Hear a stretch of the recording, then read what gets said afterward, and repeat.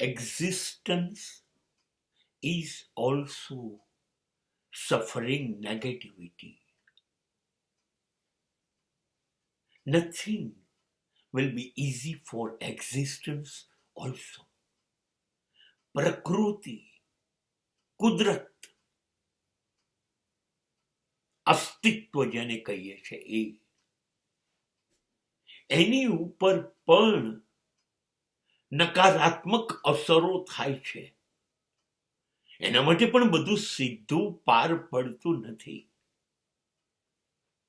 એની પણ જે ક્રિયા સતત ચાલતી હોય છે ને એમાં કંઈક ને કંઈક નડતર દખલ આવે જ છે.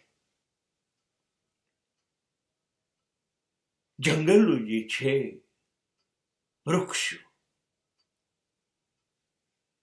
સતત ક્યારે રહી શકશે?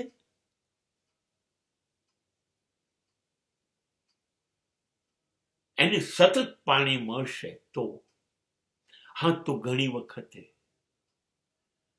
વરસાદ પડવાનું બંધ રહે છે અને દુકાળ રહે છે તો એ વૃક્ષો એ પણ વગર પાણીએ રહેવું પડે છે કે નથી રહેવું પડતું?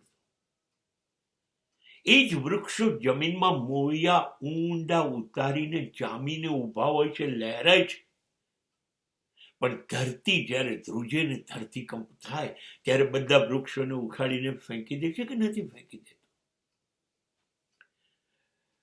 એવું નથી. આપણી જ વિરુદ્ધમાં બધું થાય છે. અસ્તિત્વ શક્તિશાળી છે, એની વિરુદ્ધમાં પણ આવું બધું બને છે. સૂર્ય કેટલો શક્તિશાળી છે, સમગ્ર બ્રહ્માંડને ગરમી અને પ્રકાશ આપે છે. આપે છે કે નથી? અને છતાં સૂર્યને ગ્રહણ લાગે છે કે નથી લાગતું?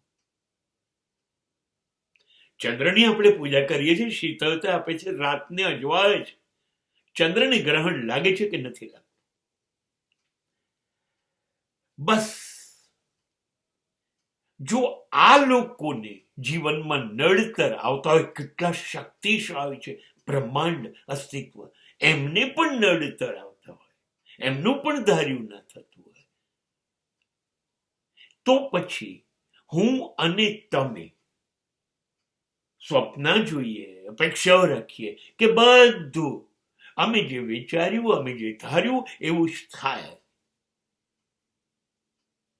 શું કહો છો?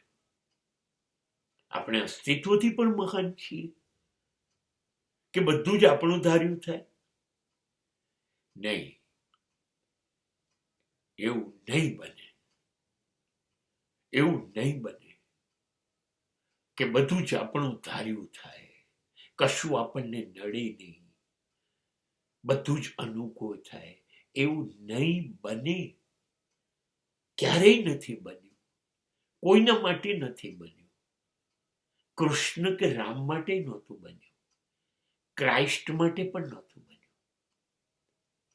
તો પછી મારા ને તમારા માટે કોઈ નડતર ના આવે, એ કેવી અપેક્ષા છે, અને પછી એ પૂરી થાય એનું આપણે ધ્યાન રાખવાનું ખબર નથી પડતી.